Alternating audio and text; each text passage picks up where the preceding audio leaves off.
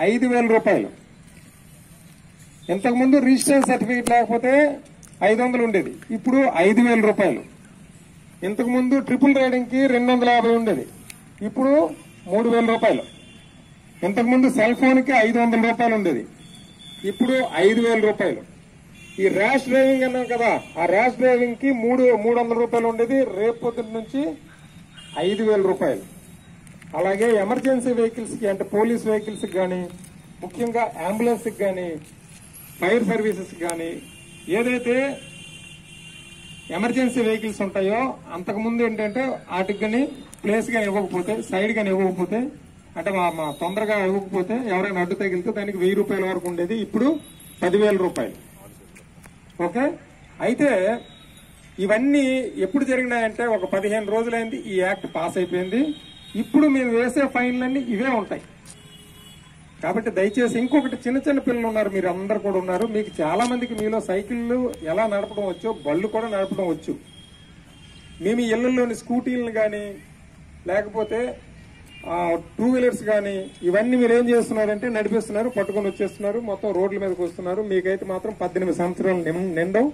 అలాగే దాని అంటే మీరు మేజర్లు కాకుండా ఆ రోడ్ల మీదకి వచ్చేస్తున్నారు. అలాంటి సందర్భంలో పోలీసు వారు కానీ పట్టుకుంటే ఎవరిదైతే ఆ బండి, అది తల్లిదండ్రిది కావచ్చు, లేకపోతే బంధువులది కావచ్చు, లేకపోతే ఇంకా మీ ఓనర్లది కావచ్చు, ఎక్కడైనా వేరే దగ్గర ఇది ఉంటే వాళ్ళందరూ కూడా ఎక్సెప్ట్ జైలు, ఇంకో పరిస్థితి లేదు. అంటే జైలుకి పంపించడం ఒకటే మార్గం.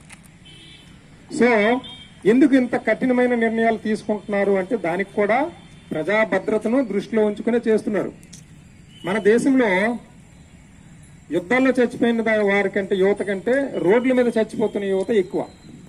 ఈ లాక్డౌన్ వల్ల కొంతమేర యాక్సిడెంట్లు తగ్గాయి, కానీ ఒక్కసారి లాక్ అంటే అన్లాక్ ఇక్కడ 5 వచ్చిన తర్వాత లాస్ట్ 10 రోజుల్లోనే 10 మంది చనిపోయారు మన జిల్లాలోనే. అంటే చాలా వరకు ఏంటంటే ఎక్కడ తగ్గట్లేదు, దేన్ని కూడా మనుషులు చచ్చిపోతున్నారు, కానీ ఎట్టి పరిస్థితిలో కూడా జాగ్రత్తలు అయితే తీసుకోవట్లేదు. దాన్ని ఎలా అయినా మీకు సీరియస్ గా ఆలోచింపజేయాలనే ఉద్దేశంతో, ఒక మంచి ఉద్దేశంతో గవర్నమెంట్ ఈ యాక్ట్ ని పాస్ చేసింది.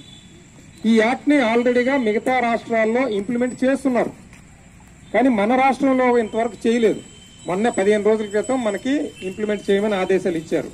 మిగతా జిల్లాల్లో స్టార్ట్ అయింది, కానీ మన జిల్లా స్టార్ట్ కాలేదు. ఎందుకంటే మన జిల్లా కొంచెం ఆర్థికంగా వెనకబడిన జిల్లా కాబట్టి, చాలా పేదలు ఎక్కువ మంది ఉండే జిల్లా కాబట్టి, అలాగే ఎక్కువ మంది కూలీ అంటే పట్టుకూటు కోసం కూలి పనులు చేసేవారు ఎక్కువ జనాభా కాబట్టి, మా ఎస్పీ గారు ఒకంత అంటే మంచి ఆదేశాలు ఇచ్చారు. ఏంటంటే ప్రజలందరికీ కూడా యాక్టివేట్ చేయండి, ముందు వాళ్ళకి చెప్పండి ఇది మనము ఇంప్లిమెంట్ చేయబోతున్నామని మిమ్మల్ని అందరినీ చెప్పమన్నారు.